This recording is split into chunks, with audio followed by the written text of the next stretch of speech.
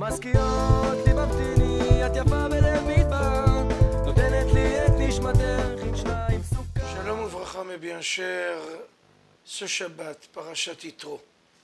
Parashat Yitro, c'est la sidra qui en fait met en filigrane les 10 commandements. Et nos sages se demandent, comment se fait-il que Yitro a eu le mérite que sa sidra tombe avec l'événement par excellence qui sont les 10 commandements. Comment se fait-il? Moshe Rabbeinu n'a pas eu une sidra en son nom. Avraham Avinu n'a pas eu une sidra. Les plus grands de notre peuple n'ont pas eu le mérite d'avoir une sidra sur leur nom. Comment se fait-il que Yitro, qui est en fait un étranger, un goy, et qui lui a eu ce grand mérite d'avoir la paracha des 10 commandements et en fait signé sur son nom? Extraordinaire comme chose. Eh bien, pour savoir, il faut dire que Yitro était un homme de vérité. Yitro, pour connaître le personnage, c'est quelqu'un qui était le grand théologue international. Il a traversé toutes les religions, toutes les sectes. Il a vu toutes les idoles.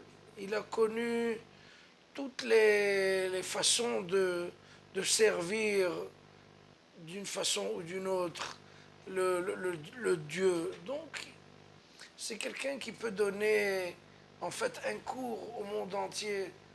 La religion, c'est quoi? Et après avoir tout vu, après avoir traversé toute cette plage de possibilités du service religieux, Yitro est arrivé à la conclusion ultime, conclusion incontournable. Ata yadati ki gadol Adonai mikol ha'elohim.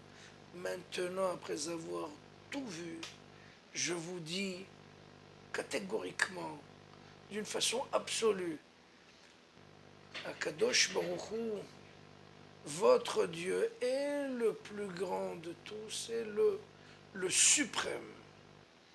Et pour faire ça, c'est pas facile. Vous savez, ça va avoir des conséquences sur sa retraite. Il était, si vous voulez, une sorte de le pape. Et là, il a tout laissé, il a tout délaissé. Et il est venu au judaïsme. C'est bien entendu, ça va avoir des répercussions très graves sur sa vie. Qu'est-ce que vont écrire les journaux internationaux? Qu'est-ce qu'ils vont dire sur lui dans la presse, dans les médias? C'est un homme qui sait, si vous voulez, c'est un suicide par rapport à son existence. Mais quand même, vous savez, la vérité, ça a un prix.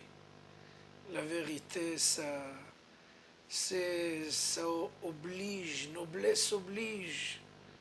Ça dicte une certaine attitude dans la vie. Même si demain matin, il faut se lever et mettre les téphilines. Si c'est la vérité, eh ben, ça a un prix, eh ben, je suis prêt à payer ce prix-là. Je suis prêt à